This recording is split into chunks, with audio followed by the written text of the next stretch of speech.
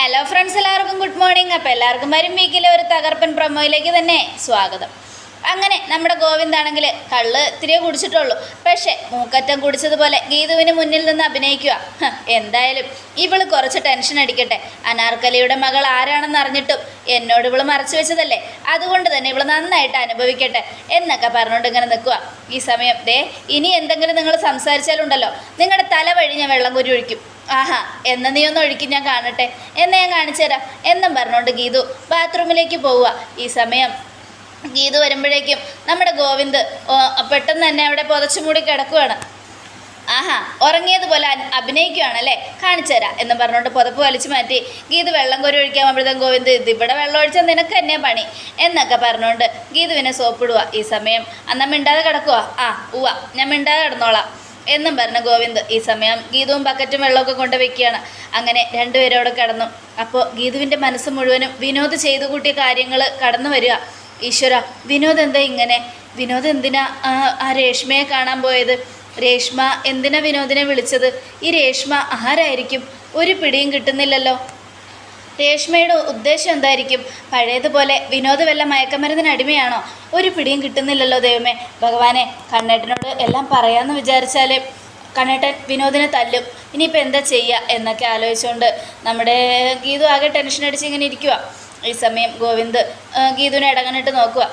എല്ലാം എന്നിൽ നിന്ന് മറച്ചു വെച്ചു. എന്നെ ഭയങ്കര ഇഷ്ടമാണ് പോലും. വല്ലാത്ത കള്ളോ അവൾ പറയുന്നത്. എന്തൊരു നുണയാണ് അവൾ പറയുന്നത്. എന്നെ ഇഷ്ടമാണ്, ഞാൻ എന്ത് പറഞ്ഞാലും അനുസരിക്കും. അങ്ങനെയൊക്കെ പറഞ്ഞിട്ട് ഇവൾ അവസാനം ഏറ്റവും വലിയ രഹസ്യം എന്നിൽ നിന്ന് മറച്ചു വെച്ചല്ലോ. പക്ഷേ അനാർക്കലിയുടെ മകളാണ് രഞ്ജു. ഈശ്വര, അവളെ എനിക്ക് സ്നേഹിക്കാൻ കഴിയും. പക്ഷേ എന്നാലും എൻ്റെ മനസ്സിൽ കുറ്റബോധം ഉണ്ടാവുമല്ലോ.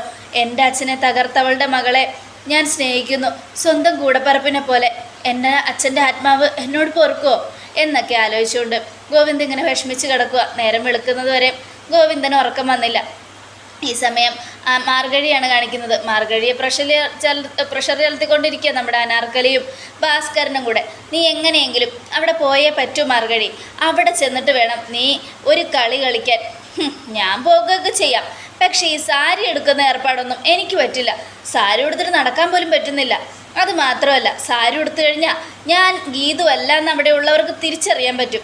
അതുകൊണ്ട് സാരി ഉടുക്കാത്ത വേറെ എന്തെങ്കിലും ഉടുക്കാനാണെങ്കിൽ ഓക്കെ. സാരി ഉടുക്കണ്ട, ഗീതു ചുരിദാർ ഉടുക്കാറുണ്ട്. നീ ഒരു കാര്യം ചെയ്യ്, ചുരിദാർ ഉടുത്തോണ്ട് പോ. അതാവുമ്പോഴത്തേക്കും കൺഫ്യൂസ് ആവും, ആരാണ് ഗീതു ആരാണ് മാർഗഴിയെന്ന്. ഈ കാര്യം രാധികയോ പിന്നെ വരുണോ അറിയണ്ട. ആരും അറിയാതെ വേണം നീ അവിടെ ചെല്ലാൻ. രണ്ടുപേരും ഒരുമിച്ച് കയറി ചെല്ലുമ്പോൾ എല്ലാവർക്കും കൺഫ്യൂസ് ആവും. അങ്ങനെ വേണം ഇവിടെ കളി തുടങ്ങാൻ. ഞാനവിടെ ചെന്നിട്ട് എന്താ ചെയ്യേണ്ടത്? നീ അവിടെ ചെന്നിട്ട് ഗോവിന്ദ് മാധവൻ്റെ എല്ലാം തട്ടിയെടുക്കണം. ഗീതുവിനെ പോലെ സ്നേഹം നടിച്ച് ഗോവിന്ദനെ ഉള്ളം കൈയിലാക്കി നീ പറയുന്നിടത്തെല്ലാം അവനെ കൊണ്ട് സൈൻ ഇടിയിക്കണം. അതിനുശേഷം എല്ലാ സ്വത്തുക്കളും നമ്മുടെ പേരിലാവും. പിന്നെ നീ ചോദിക്കുന്ന തുക തന്നിട്ട് നിനക്ക് നിൻ്റെ പാട് നോക്കി പോകാം. അങ്ങനെ നമ്മുടെ മാർഗഴി ഓക്കെ ഡൺ, എന്നാൽ ഞാൻ അറക്കലിലേക്ക് പോവാം എന്നും പറയാണ്. ഇത് കേട്ടതും അനാർക്കലിക്കും ഭാസ്കരനും ഭയങ്കര സന്തോഷമായി. നമ്മൾ വിചാരിച്ചതുപോലെ കാര്യങ്ങൾ നടക്കാൻ പോവുക. അങ്ങനെ 10-15 വർഷങ്ങൾക്ക് മുമ്പ് അറക്കൽ മാധവൻ നായരുടെ സ്വത്ത് തട്ടിയെടുത്തതുപോലെ ഇനി നമ്മൾ അറക്കൽ ഗോവിന്ദ് മാധവൻ്റെയും സ്വത്ത് തട്ടിയെടുക്കും. അതാണ് ഇനി നമ്മൾ ചെയ്യാൻ പോകുന്ന അടുത്ത ലക്ഷ്യം എന്നും പറഞ്ഞുകൊണ്ട് ഭാസ്കരനും അനാർക്കലിയും ഭയങ്കര ത്രില്ലോടുകൂടി ഇരിക്കുക. അപ്പോൾ നമ്മുടെ ഗീതു, എൻ്റെ മാര്യമ്മ, ഒരിക്കലും ഞാൻ നല്ലവരെ ചതിക്കില്ല. ഗീതുവിൻ്റെ കള്ള ഒപ്പിട്ട് ഒരിക്കലും ഞാൻ ആ ഗീതുവിനെയോ ഗോവിന്ദ് സാറിനെയോ ചതിക്കില്ല. നല്ലവരോടൊപ്പം ഞാൻ നിൽക്കുകയുള്ളൂ. ഈ ദുഷ്ടന്മാരെ ഒരു പാഠം പഠിപ്പിക്കണം എൻ്റെ മാര്യമ്മ. എന്തിനാണെങ്കിലും ഞാൻ അറക്കലിലേക്ക് പോകുമ്പോൾ അവിടെ ഞാൻ പിടിക്കപ്പെടരുത്. എനിക്ക് അവിടെ വെച്ച് എൻ്റെ അച്ഛനെ കണ്ടുപിടിക്കണം. എൻ്റെ അച്ഛൻ ആരാണെന്ന് എനിക്കറിയണം മാര്യമ്മ. അതിനുവേണ്ടി ഞാൻ ഈ കളി കളിച്ചേ പറ്റൂ. ഞാൻ ചെയ്യുന്നതിൽ എന്തെങ്കിലും തെറ്റുണ്ടെങ്കിൽ നീ എന്നോട് ക്ഷമിക്കണേ. അതുമാത്രമല്ല, ഞാൻ അവിടെ പോകുമ്പോൾ ആർക്കെങ്കിലും എന്നെക്കൊണ്ട് എന്തെങ്കിലും സഹായം ആവശ്യമുണ്ടെങ്കിൽ അതും ഞാൻ ചെയ്തു കൊടുക്കും. ഗീതുവിൻ്റെ സ്ഥാനത്ത് നിന്ന് അവിടെ ഞാൻ എല്ലാം ചെയ്യും എന്നൊക്കെ പറഞ്ഞുകൊണ്ട് നമ്മുടെ മാർഗഴി റെഡിയാകാനായിട്ട് തയ്യാറാകണം. അപ്പോൾ നാളെ രാവിലെ റെഡിയാകാനായിട്ട് പറയാണ് കേട്ടോ. ഈ സമയം പിന്നീട് കാണിക്കുന്നത് നമ്മുടെ അറക്കൽ തറവാട്ടിലാണ്. അറക്കൽ തറവാട്ടിൽ നേരം വെളുത്തു. എല്ലാവരും ഭയങ്കര ദേഷ്യത്തിലിരിക്കും. അതായത് ഗോവിന്ദ് രാത്രിയാണെങ്കിൽ മൂക്കറ്റം കുടിച്ചു വന്നിരിക്കുകയാണല്ലോ. അപ്പോൾ ഗീതു ഗോവിന്ദനോട് മിണ്ടുന്നില്ല. ഗീതു, നീ എന്താ എന്നോട് മിണ്ടാത്തെ? എന്നോട് മിണ്ടണ്ട. നിങ്ങൾ അന്ന് എന്നോട് പറഞ്ഞത് കുടിക്കില്ല എന്നല്ലേ, പിന്നെ എന്തിനാ കുടിച്ചിട്ട് വന്നേ? ഞാനൊരിത്തിരി വേണ്ട, ഒരക്ഷരം മിണ്ടിപ്പോരുത്. നിങ്ങൾ ശരിയില്ല, നിങ്ങൾ നിങ്ങൾ നിങ്ങൾ ദുഷ്ടനാ, നിങ്ങൾ ചതിയനാ, കള്ള് കുടിച്ചു എന്ന് കരുതി നീ ഇങ്ങനെയൊക്കെ പറയാമോ ഗീതു? നിങ്ങൾ ഇന്നലെ കുടിച്ചിട്ട് വന്നിട്ട് 4 കാലിൽ നടന്നത് ഞാൻ അമ്മയോട് പറഞ്ഞിട്ടുണ്ട്. കിട്ടും നിങ്ങൾക്ക് അമ്മയുടെ കയ്യിൽ നിന്ന്. ഗീതു ചതിക്കരുത്, അമ്മയോട് എന്തിനാ ഇതൊക്കെ പറയാൻ പോയത്? പിന്നെ ഞാൻ എന്ത് ചെയ്യണം? നിങ്ങളോട് ഞാൻ പറഞ്ഞതല്ലേ കുടിക്കരുതെന്ന്, പിന്നെ നിങ്ങൾ എന്തിനാ കുടിക്കാൻ പോയത്? എൻ്റെ ഗീതു, നീ എന്നെ ഇങ്ങനെ തെറ്റിദ്ധരിക്കല്ലേ. ഞാൻ എന്തിനാ കുടിച്ചതെന്ന് നിനക്കറിയാമോ? ഞാൻ കുടിച്ചത് ഞാൻ ചോദിക്കുന്ന ചോദ്യങ്ങൾക്കൊന്നും ഉത്തരം കിട്ടുന്നില്ല, അതുകൊണ്ട് എനിക്കാകെ ടെൻഷനായി. ആ ടെൻഷൻ തലയ്ക്ക് പിടിച്ച് ഉറക്കമില്ലാതെ ഇരിക്കുന്നതുകൊണ്ട് ഇത്തിരി നേരം സുഖമായിട്ട് ഉറങ്ങാൻ വേണ്ടിയാണ് ഞാൻ കുടിച്ചത്. ഒരു കാര്യം ഞാൻ പറയാൻ കാണേട്ടാ, ഇത് ഫസ്റ്റ് ആൻഡ് ലാസ്റ്റാ. ഇനി നിങ്ങൾ കുടിച്ചിട്ട് വന്നാൽ എനിക്കത് സഹിക്കാൻ പറ്റില്ല. ഞാൻ പിന്നെ ഈ വീട്ടിൽ നിന്ന് എങ്ങോട്ടെങ്കിലും പോകും. നിങ്ങളുള്ളതാ ഈ വീട്ടിൽ എൻ്റെ ധൈര്യം. നിങ്ങളും കൂടി ഇല്ലെങ്കിൽ എനിക്കിവിടെ പിടിച്ചു നിൽക്കാനൊന്നും പറ്റില്ല. നിങ്ങളുടെ രണ്ടാനമ്മയുടെയും അവരുടെ മകൻ്റെയും ഒന്നും മുൻപിൽ, മനസ്സിലായല്ലോ? അതുകൊണ്ട് ഇത്തിരിയൊക്കെ സൂക്ഷിച്ചും കണ്ടൊക്കെ നടക്ക്. അത് കേട്ടതും എൻ്റെ ഗീതു, നീ എന്തിനാ വെറുതെ എന്നെ ഇങ്ങനെ കുറ്റം പറയുന്നേ? ഞാൻ കുടിച്ചു എന്ന് കരുതി ലക്ക് ലെവലൊന്നും കിട്ടില്ലല്ലോ. ഒരു കുഴപ്പം ഉണ്ടായിട്ടില്ല കേട്ടോ എന്നൊക്കെ പറഞ്ഞുകൊണ്ട് ഗീതു ഇങ്ങനെ കളിയാക്കുക. ഈ സമയം ഞാൻ പറയുന്നത് സത്യം തന്നെയാണ് ഗീതു. ഞാൻ ഒരിക്കലും പരിധി വിട്ട് പെരുമാറിയിട്ടില്ല. പക്ഷേ എല്ലാം മറന്ന് നീ എന്നെ ചതിക്കുന്നേ. എന്നോട് ഒരു രഹസ്യവും തുറന്നു പറയാതെ നീ എന്തിനാ എന്നെ ഇങ്ങനെ അവോയ്ഡ് ചെയ്യുന്നേ? ഞാനിതിനു വേണ്ടും നിന്നോട് എന്ത് തെറ്റാ ചെയ്തത്? ശരിയാണ്, എനിക്ക് മനസ്സിലാവും. അമ്മ ചിലപ്പോൾ നിന്നെ കൊണ്ട് സത്യം ചെയ്യിച്ചു കാണും. സത്യങ്ങളൊന്നും ആരോടും വെളിപ്പെടുത്തരുതെന്ന്.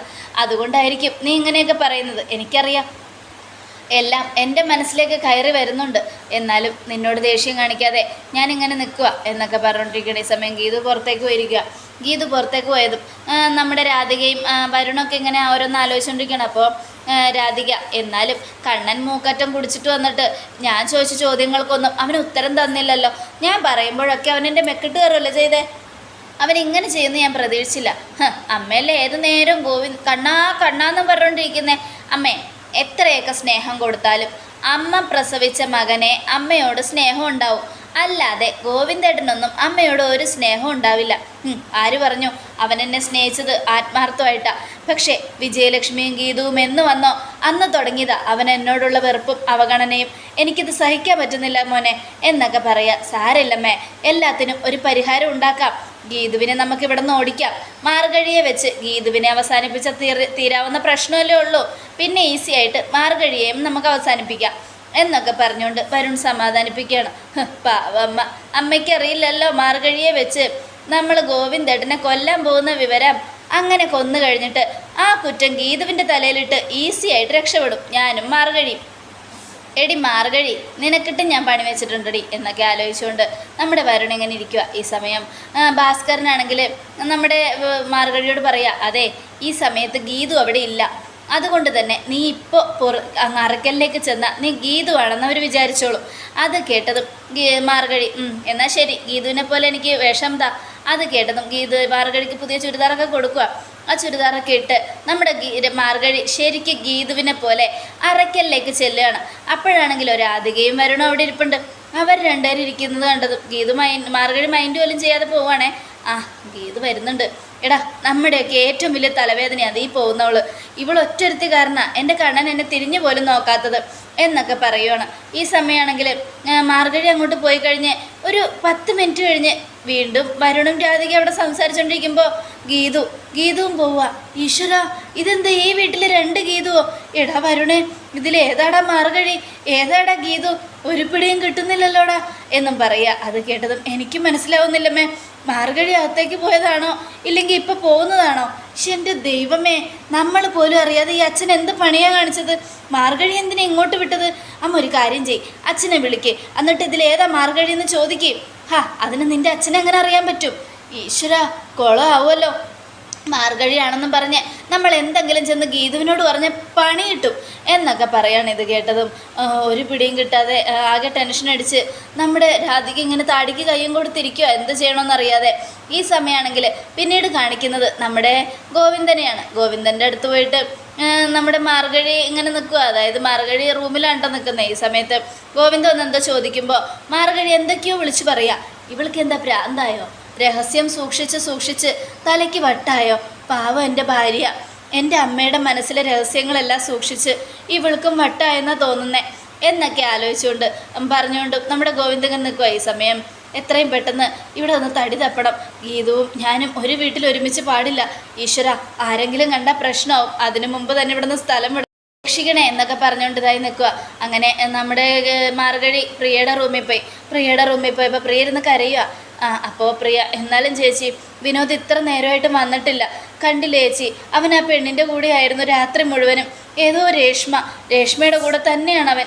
എനിക്കിത് സഹിക്കാൻ പറ്റുന്നില്ല എന്നൊക്കെ പറഞ്ഞുകൊണ്ടിരിക്കുമ്പോൾ വിനോദ് വന്നതും ദേ വന്നല്ലോ. എടാ, ഇത്രയും നേരം നീ എവിടെയായിരുന്നു? ഞാൻ എവിടെയെങ്കിലും പോകും, അത് ചോദിക്കാൻ നീ ആരാ? ഇവൻ ഇന്നൊരു പാഠം പഠിപ്പിക്കണം. ഇവൻ്റെയും ഗീതുവിൻ്റെയും അച്ഛനാണ് എൻ്റെയും അച്ഛനെങ്കിൽ ഇവൻ എൻ്റെ അനിയനാ.